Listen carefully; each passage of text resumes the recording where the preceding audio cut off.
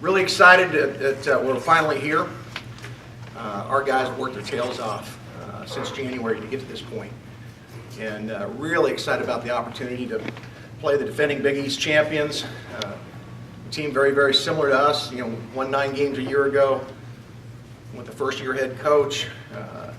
They're a very physical team, and we know it's a big, big challenge to have them come to Bulldog Stadium, but we like the fact that they're here. So with that, answer anybody's questions.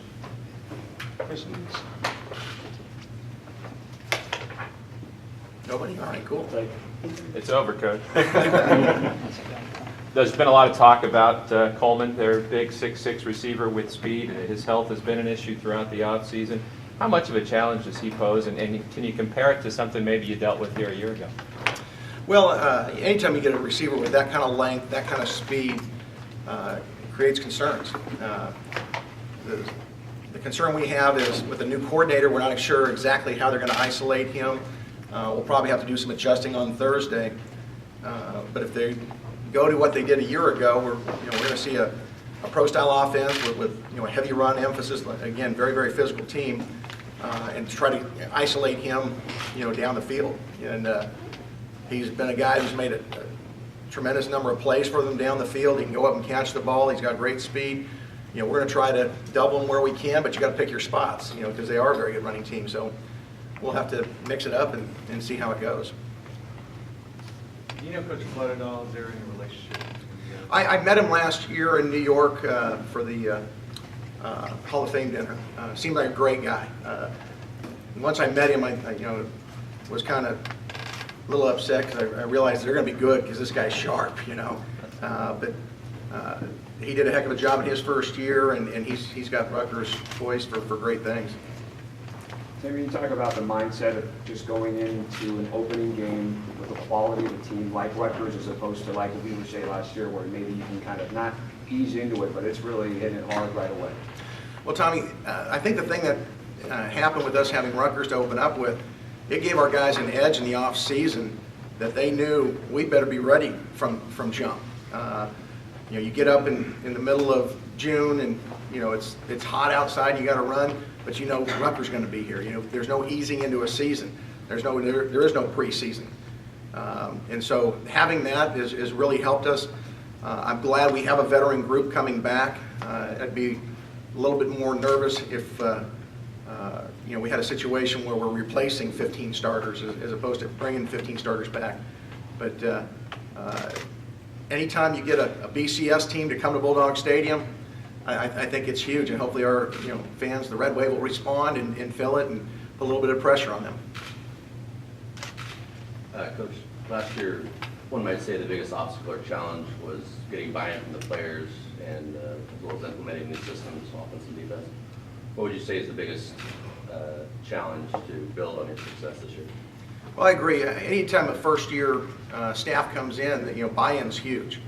And I don't think it happened immediately, but through the season, our guys saw the success and the buy-in, happened. I think now the biggest challenge is can we make that next step? Where I've been, throughout my career, the second year in a system, if you have a lot of returning starters, you ought to be better. You ought to play faster. They understand the process. And so our challenge is to push a little bit further than where we were a year ago, and we've done that through our off-season program. Our guys, the buy-in factor is even stronger. We've got great senior leadership, and I'm excited for Thursday night to see it all come together. Coach, can I get your thoughts as Derek Carr as a Heisman candidate? Well, I can't compare him to other people around the country because I don't watch them. I just know that Derek is extremely valuable to our football team. He's everything you want as a franchise quarterback. Not only is he one of the hardest workers on our team, he's going to do things right on and off the field, extremely mature, and he's got all the talent in the world. So those things will take care of themselves if we win each week. We're just worried about going 1-0 every single week, and I like having Derek to be there to lead us to that. Coach, do you find it difficult when you meet with fans and they want to talk about the possibility of Derek as a Heisman candidate, the possibility of another conference championship BCS game, but then when you're in the huddle with your team to say we need to focus on Rutgers first and not even worry about Cal Poly the next week? Well, you know, this time of year nobody's played, so everybody wants to talk about the possibilities. And you know, we've talked since day one about you know, ignoring the noise. The only thing our guys are focusing on is that which we have control over, and that's Thursday night. And it's a matter of trying to go 1-0 every single week. And if we can do that and just have a weekly goal of going 1-0, all the other peripheral stuff will take care of itself. And those things you don't have control over. But we do have control over how hard we play, how efficient we are, and then we'll see Thursday. And if things play out, they play out. But we don't talk about anything beyond Thursday. Tim, you mentioned with Derek how he does things on and off the field right. In this social media day that we live in, where a lot of call-star quarterbacks end up shirtless on Instagram, how much are you able to sleep well at night knowing Derek's most likely home with his wife and getting sleep? It's very reassuring for me as the head coach. Now he did call me a couple times after midnight, you know, when the baby was about due. So I had a couple of those calls, but those are great calls in the middle of the night as opposed to what can sometimes happen out there. Again, he's extremely mature. I think growing up in his brother's shadow and emulating him, he's known what to do, and he takes it personally that I'm going to do the right thing, and he's an extremely responsible, mature young man, and that's why I think he's as good a quarterback as there is in the country. Not just because of the physical talent, which he has, all those things, but he gets the bigger picture, and that to me is the most important thing. Then you talk about again with a quality opponent like Rutgers coming in terms of the red wave. Last year you guys had that amazing record at home. I think you guys averaged about 50 and the winning margin was impressive, and yet the numbers were in low 30s and it kept building and growing. What are your expectations for that all whiteout game with the fans coming for this Thursday?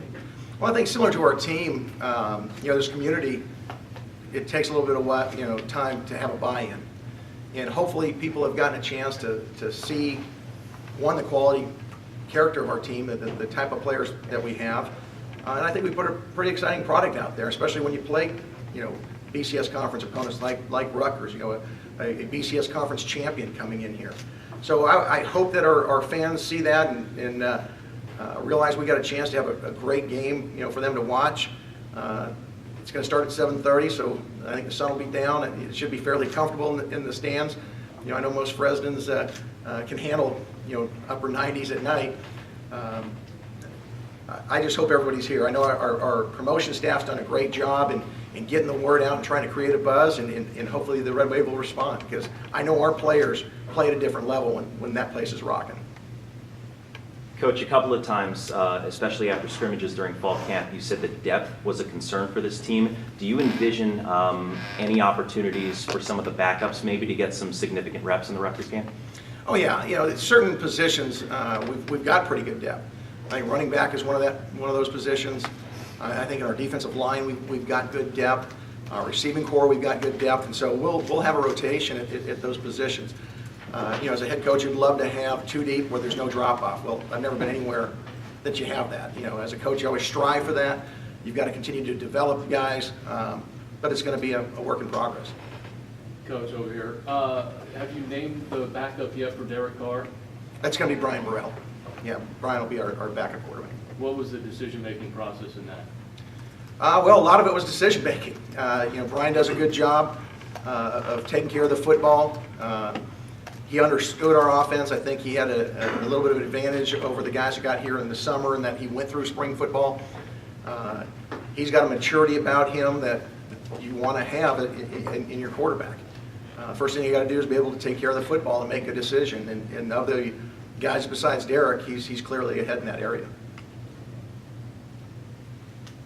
Coach, a little bit of musical lineman throughout camp, and now you've solidified at left guard and center and right tackle. Can you tell us what kind of elevated those three to the top and how confident you are now going into Thursday night? Well, our charge to Coach Norcross and Coach Schramm's always been we need to get our best 5 guys out there. And you've got body types that maybe fit at tackle or guard ideally, but it may not be that's the best 5 out there. So as we went through different lineup iterations, it became apparent that not only Northern but Alex Fita were 2 of our best 5, and so we decided to move Alex into guard, and Lars Brammer's had a good camp. I think he's starting to come into his potential as a senior and realize this is it for him, so let's go out in a blaze of glory. All 3 of those guys we've got a lot of confidence in. And we've got a couple guys in the backup roles that still need to develop, and through the season potentially we'll get some time because in case there's an injury they're going to have to. But that starting 5 is our best 5, and I like where we're at with those guys. Kind of building on Paul's question, a lot of people think one of Rutgers' biggest strengths is their defensive front. How much time have your guys spent looking at tape on them, and how confident are you in their ability to keep the rhythm going? Well, our staff, of course, all summer has been looking at Rutgers, and we probably started, maybe 2 weeks ago, showing our players tape. Our guys realize this is a very talented, very well coached team. You look at them last year, statistically, I think they were 4th in the country in scoring defense, 10th in total defense. They're particularly strong against the run. You heard Coach Flood the other day talk about that. That's where they start. And most sound defenses, that's what they do, trying to get you in predictable throwing situations where then they can tee off on guys. Our charge is to keep them off balance and try to throw when they're expecting to run and run when they're expecting to throw. And if we can do that and keep things fluid and use our tempo, I think we'll have a shot. Malik Meisenheimer, how confident are you that he can go for you on Thursday? He's been practicing the last couple of days, so he'll play on Thursday. And can you give us any hint on what's going to make decisions on who gets what carries in that ball game, or how that's going to break down? Yeah, Josh Kazada is going to start for us on Thursday, but probably the second series, Martez Waller is going to go. And if someone gets a hot hand, we're going to keep riding that horse. But we plan on playing a multitude of backs. Again, I like our depth there, and we'll just see how it plays out. Other questions for Coach? Coach, this may seem like a silly one because I know that... No, there's no silly question. Sorry, I'll use the microphone. Obviously, the uniform colors don't matter to the performance on the field, but fans get excited, players especially. We see Oregon's combinations. What are your thoughts, and what have you been hearing from the players on how excited they are to have the all-white uniforms on Thursday? Like you said, I think it's a little bit silly, but I'm 50 years old, and I don't play the game anymore. It is important to recruiting, and it is important to our guys, and it's important to the buzz in the crowd. So if we can do something to get our guys a little more juiced up and get the crowd juiced up, I think it's great. Our guys are fired up about all the different uniform combinations, and to have a whiteout to open up the season, our guys are psyched. I think our promotions guys did a great job with the posters, the video that went out introducing those, and hopefully it'll translate to more people coming to Bulldog Stadium and supporting our guys. What sticks out about Kazada, and kind of just describe what he brings to the table? Well, he's a big back. He's strong. He's mature. He's probably, if not one of the top 2 guys in our protections. He understands it very, very well. He can catch the ball out of the backfield, whether we get him out as a check down guy or whether we go empty, and he's a legitimate threat. So he's a very well-rounded back who's been there. I mean, he started for 2 years in a good football program, and so to have him here, I like that experience.